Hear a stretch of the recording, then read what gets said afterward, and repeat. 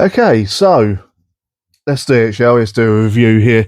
It's been a while since I reviewed an album, and obviously, massive album that's come out in the metal world fairly recently, just under a week ago. I am, of course, talking about Megadeth with this. It is a lenticular cover. It's not coming through very well on the camera. The final Megadeth album, according to Dave, which I can believe considering the amount of issues the guy has gone through health wise. Throat cancer a few years ago, obviously the issues with his hand back in the early to mid 2000s, remember rightly, which left a large gap between Megadeth albums. But this is self titled, and I am a Megadeth fan, I'm not going to lie. One of my favourite thrash metal bands for many, many reasons. Obviously, the guitars, like Dave Mustaine is one of the best guitarists in thrash metal. Gary Holt's up there as well from Exodus. Kerry King and what's his name? The other guitarist of Slayer, who unfortunately passed away, which I'm doing massive disrespect to because I've Jeff Hanneman, that's it. I was going to do massive disrespect to him then by forgetting his name, but no, yeah, Jeff Hanneman, also very talented, although Kerry King's solos can leave a little bit to be desired sometimes. But yeah, Megadeth is like the top for me out of the big three. I wouldn't call it a big four because there's one band there I cannot stand. We'll get to that a bit later. In fact, many of you who already know me know what band that is. How they got so big, I will never understand personally. But yeah, the last Megadeth album. So my first words are: this is the album everyone's calling worst album of the year, is it? This album. Like, we're only in January, guys. There's going to be plenty of bad albums that get released, and you're calling this terrible. It's not terrible, not by a long shot. I don't know if these people were listening to the same album as me. I've just got done listening to it on a first listen, admittedly, which is what I'm basing this review on. Is it going to replace any of the classics? No. As with most modern day Megadeth, it's a very, very good album, but it's not, it's not going to be a new Rust in Peace or Peace Cells or anything like that. But considering everything that's gone on, it is a very good Megadeth album. Now, admittedly, the last album I gave a bit of stick for because it didn't click with me at first. But I'm going to rewrite that review now. The Sick, the Die, and the Dead was an absolutely awesome album. I've gone back and listened to it a few times. Now this one here, self-titled Megadeth album. Well, let's go for it, track by track. First single, Tipping Point, gave me a lot of hope with this album. I'm not going to lie. Like, you've all heard it. The amazing solos, the thrashing is back in full force and everything. Very wise idea to open the album with this. Then we get to the second single, which was I Don't Care. Not a cover of the Obituary song, as interesting as that would have been to hear. Yeah, at first, on the first couple of listens with this song, when it was released as a second single, I started going, oh no, this isn't a good sign. It has grown on me, admittedly, and it is one of the better out songs on the album. But you've got to let it grow on you like it did with me. Because at first I thought it was pretty bad, but it has grown on me a lot. Then we get to Hey God. Now, I don't agree with Dave's, views on certain things. I am not religious in any way whatsoever. If you're religious, that's for you to decide whether, you believe in all that. But as a song, this is a nice little sort of mid-tempo thrasher, along lines of kind of Countdown to Extinction days, I'll probably say. He does try to, over the course of 10 tracks, in fact, they do try to capture kind of elements of every era of Megadeth throughout the years.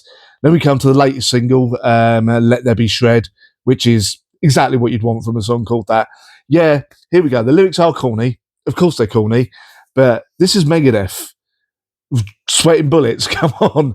Many other slightly dubious lyrics that have been done over the years. But if you're listening to Megadeth, the lyrics, yeah, someone can be poignant, to Le Monde and stuff.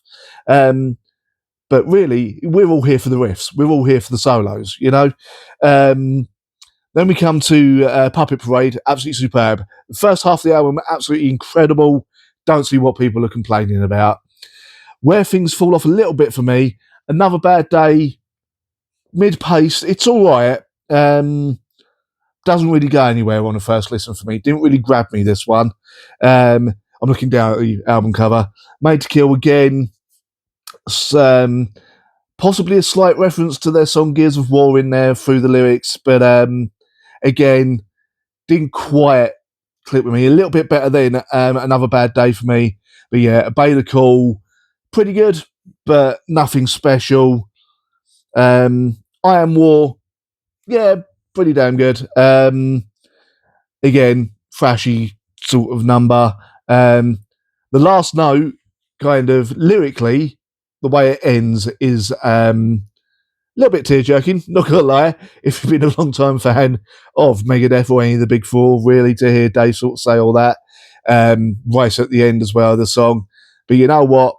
He's gone out on a high note. This is a pretty damn good song. I'm a little bit disappointed that I didn't go out on a slightly more thrashier number. Really, something like Tipping Point probably would have been better again.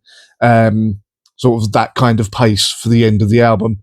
But yeah, that's where the Megadeth stuff ends to an extent.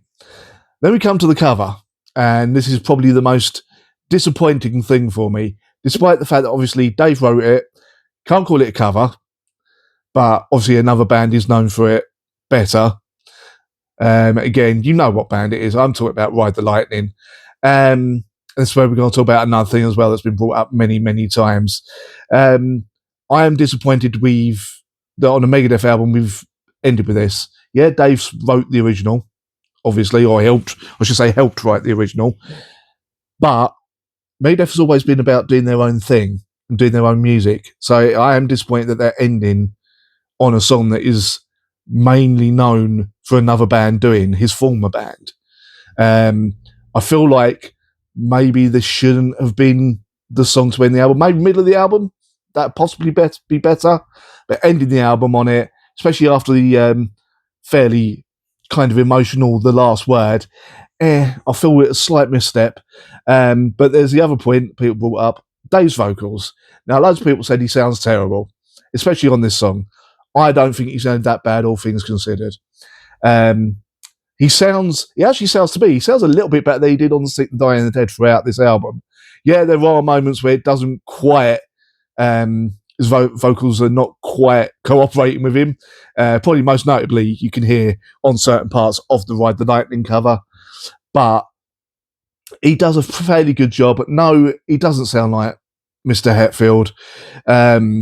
But it was never meant to, was he? I mean, it's Dave Mustaine. He's got a unique vocal that's always suited metal and thrash, especially the music he's done with Megadeth. No, even he has never said that he's the best vocalist in the world. So I know it's all about claiming the song back, but again, slightly disappointed that we ended on this this song. But what can you do? It's again, Dave playing by his own rules, the band playing by their own rules. So, all in all, if you've liked Megadeth, and you do enjoy Megadeth, ignore all the bad press about this album. It's not the worst album of the bloody year, unless you have an amazing year with like A grade, double S grade, like triple S grade albums, then you're not going to get this as the worst album of the year. Worst album, even then, I'd imagine there's a lot worse than this has been released. This is a very solid to very good Megadeth album. In the latter part of their discography, it's up there with The Sick, the Dying and the Dead, Dystopia. If you enjoyed those albums, you're going to enjoy this as well. Also, be aware of Dave's slight vocal issues, but it's not as bad as people have been making out to be. So yeah, all in all, I'll give it an 8 out of 10, personally. Well worth listening to. You can make your own mind up about the Ride the Lightning cover. My known hatred of the band that's known for it is probably fairly legendary now.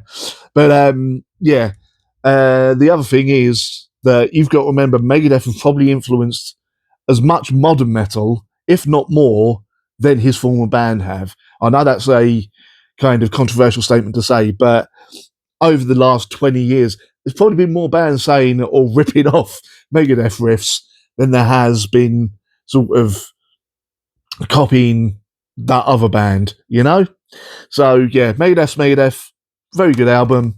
Ignore the naysayers. Yeah, people moan at me on this video, I'm sure, but they're wrong. If you don't like my opinion, that's fine. You know, everyone's got an opinion. So there we go. That's mine. Megadeth solo album, last album. Shame to see them go, but I'm glad we had them.